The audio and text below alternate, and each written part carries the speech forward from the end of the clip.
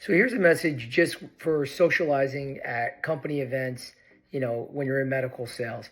Now, I've done a ton of events, either, national sales meetings, dinners, speaker presentations, whatever it is, all around the country and in some of the best places of the country, the biggest party spots, in Miami, Vegas, LA, Scottsdale, New York City, and it's very, very, enticing when you're at a lot of these things, to have a few drinks, to,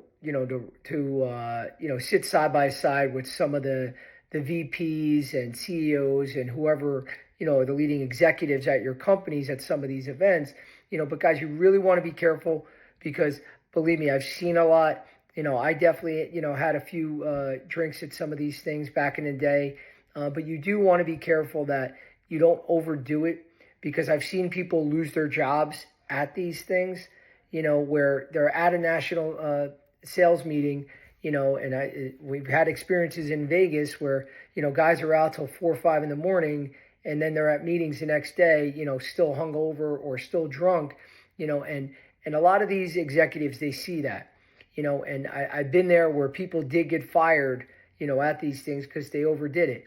So you want to make sure that, a couple things, hang out with all the high performers. I mean, that's what I used to do. You had your buddies that you hang with, which is great, but you really want to stick with the people that, that are doing well, that are, that you can learn something from, as opposed to just, going out and getting drunk with them.